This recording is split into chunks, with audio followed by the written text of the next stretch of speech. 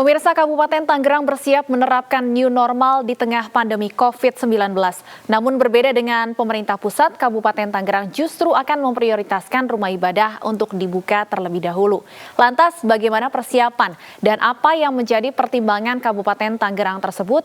Sudah bersama kami Sekjen MUI Anwar Abbas dan juga Bupati Tangerang Ahmed Zaki Iskandar. Selamat sore Pak Zaki dan Pak Anwar. Assalamualaikum warahmatullahi wabarakatuh. Selamat sore. Waalaikumsalam. Iya, Pak Bupati sudah bisa mendengar suara saya? Siap. Baik, Assalamualaikum, Mbak. Di Tangerang ini besok rencananya tempat ibadah akan kembali dibuka. Seperti apa kesiapannya dari pemerintah Kabupaten Tangerang? Diskusi untuk pembukaan masjid ini semenjak hari Selasa sore dengan MUI dan DMI Kabupaten Tangerang, karena memang menjawab kebutuhan spiritual dari masyarakat ini, ya. Dan tentu saja kita juga melihat kondisi kesiapan dari Kabupaten Tangerang, termasuk tren penyebaran dan juga penularan dari COVID-19 yang PSBB 1, PSBB 2, termasuk PSBB 2 yang perpanjangannya, kita lihat trennya semua dan alhamdulillah sudah menurun. Juga kesiapan dari sistem penanganan pasien COVID-19 di Kabupaten Tangerang. Saat ini sudah sangat terintegrasi dan sudah sangat rapi, juga baik. Dan tentu saja hal-hal ini yang kemarin saya sampaikan kepada Pak Gubernur, untuk kemudian di PSBB lanjutan, tahap berikutnya, kita bisa membuka tempat atau rumah-rumah ibadah bagi masyarakat. Nah, alhamdulillah kemarin juga Pak Menteri Agama sudah memberikan surat edaran terhadap pembukaan rumah-rumah ibadah. Baik. Jadi kita akan mengikuti edaran Pak Menteri juga, tentu saja dengan protokol yang sangat ketat nanti, Mbak. Baik, jadi akan mulai dibukanya ini pada hari Selasa sore. Ini untuk seluruh masjid di Kabupaten Tangerang, semua kelurahan di Tangerang sudah dipastikan sudah masuk zona biru dan zona hijau berarti, Pak? Gini, jadi kalau kita melihat, tadi Pak Menteri Agama juga dengan jelas, bahwa apabila di lokasi masjid yang akan kita buka, itu masih terdapat kasus, itu tidak diperbolehkan terlebih dahulu. Nanti akan ada tim dari Dinas Kesehatan, juga tim dari kecamatan untuk memetakan mana masjid-masjid yang memang tidak ada kasus sama sekali. Nah, masjid-masjid itulah yang akan kita prioritaskan. Dan Baik. alhamdulillah kemarin juga kita sudah melakukan simulasi pada hari Jumat sore tersebut dengan MUI dan DMI, kita melakukan simulasi bagaimana sholat berjamaah yang nanti akan kita terapkan mulai tanggal 1 Juni besok. Baik, saya ke Pak Anwar Abbas, Sekjen MUI. Pak Anwar, dalam surat edaran Menteri Agama, salah satu kemudian yang disebutkan agar jamaah pada saat salat berjamaah ini melakukan pembatasan fisik ya, atau menjaga jarak. Ini bagaimana sebenarnya hukumnya? Ya, saya rasa tidak masalah ya. Memang disunahkan oleh Nabi ya, supaya kita merapatkan saf ya. Jadi merapatkan saf itu adalah sunnah dan bagian daripada kesempurnaan sholat ya. Tetapi itu bisa kita lakukan kalau suasana normal, tidak ada masalah ya, tidak ada wabah seperti sekarang ini. Cuma kan sekarang ini negeri kita sedang dilanda wabah ya, di mana penularannya biasanya terjadi karena jarak antara orang per orang terlalu dekat ya, sehingga dropletnya bisa jatuh ke tubuh kita dan itu sangat berbahaya. Oleh karena itu ya bagi MUI kalau memang di daerah tersebut sudah terkendali ya umat Islam ya wajib untuk melaksanakan sholat Jumat seperti biasa. Cuma meskipun demikian ya masyarakat terutama umat Islam kita harapkan untuk tetap selalu menjaga dan menghormati protokol medis itu. Ya. So, protokol medis itu kan sudah dipikirkan betul sedemikian rupa ya itu yang paling aman gitu ya. Dan saya rasa ya tadi Pak Bupati Tangerang menyatakan bahwa mereka akan konsisten untuk menghormati dan menegakkan protokol medis itu, dan saya rasa itu sudah merupakan satu hal yang sangat bagus ya. Baik, jadi tetap sah ya Pak ya, walaupun sholat berjamaahnya ini berjauhan.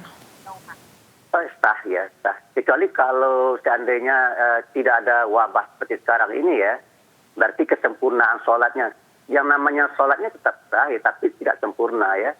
Sempurnanya adalah kalau seandainya kita dalam kondisi biasa, sahnya rapat.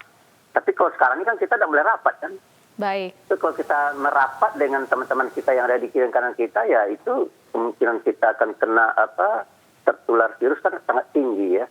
Ya cuma ini yang jadi masalah, saya juga sering menyatakan ini ya, kalau seandainya peraturan ini kita tegakkan, di mana jamaah harus menghormati physical distancing, jaga jarak gitu ya, di mana jaraknya itu antara satu dengan lain kan 1 meter, 1 meter ke kiri, 1 meter ke kanan ya.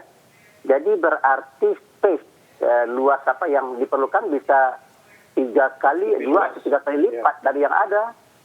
Pertanyaannya adalah banyak masjid yang luas space itu sudah penuh ya di Jumat biasa, di hari-hari Jumat biasa, bahkan membludak sampai ke jalan, ke emper-emper toko, ke halaman rumah orang. Nah, pertanyaannya adalah kalau seandainya di hari Jumat biasa situasi seperti itu ya, lalu sekarang ini akan diterapkan physical distancing, pertanyaannya space-nya cukup apa tidak gitu kan? Baik. So, di Batam pernah disimulasi ya, di Batam saya dengar itu ada masjid yang kapasitasnya 3.000 orang ya. Tetapi setelah ditegakkan physical distancing itu hanya mampu menampung 800 jamaah. Pertanyaannya yang 2.200 jamaah dikemanakan nantinya? Nah, itu yang perlu dipikirkan ya oleh pemerintah dan juga oleh masyarakat, oleh para ulama setempat. Bagaimana solusinya ya? Kalau menurut saya ya kita harus bisa memperbanyak jumlah tempat sholat Jumat ya. Misalkan musola selama ini kan hanya musola untuk tempat sholat 5 waktu kan, tidak pernah musola kita pakai untuk sholat Jumat. Ya karena situasi seperti ini ya menurut saya musola bisa kita pakai sebagai tempat sholat Jumat ya. Kemudian aula-aula atau ruang-ruang belajar mungkin barangkali bisa dipakai untuk pelaksanaan sholat Jumat sehingga seluruh jamaah bisa tertampung ya. Saya khawatirnya nanti political distancing diterapkan tapi jamaah tidak ke bagian tempat, itu bisa ribut itu. Baik, saya kembali ke Pak Zaki terlebih dahulu terkait masih surat edaran dari Menteri Agama, salah satunya ini adalah mensyaratkan ada surat keterangan bebas COVID untuk tempat ibadah yang akan membuka kembali untuk peribadatan. Ini sebenarnya surat keterangan bebas COVID ini seperti apa sih Pak teknisnya, bisa didapat dari mana, kemudian persyaratannya apa saja? Kalau kami dari Kabupaten Tangerang nanti, kita akan melihat data perkembangan COVID yang ada di Kabupaten Tangerang. Kami punya 29 kecamatan, memang yang sangat yang sangat kita concern itu ada sekitar 8 kecamatan, Mbak. Nah, sisanya 21 kecamatan ini memang fluktuatif. Mereka ada kasus per kasus saja, tapi tidak ada transmisi lokal yang luar biasa. Nah, dari yang 21 kecamatan ini akan kita evaluasi kemudian lokasi-lokasi yang memungkinkan untuk penyelenggaraan dan dibukanya masjid. Pun juga yang 8 kecamatan yang memiliki transmisi yang besar juga, kita akan lihat kasus per kasus sampai ke hari ini. Hari ini sebelum besok kita akan putuskan mana yang bisa kita lakukan terlebih dahulu, mana yang mungkin nanti harus kita tunda. Nah, alhamdulillah masukan Pak Kiai kemarin juga kami sudah mendiskusikan dengan seluruh camat.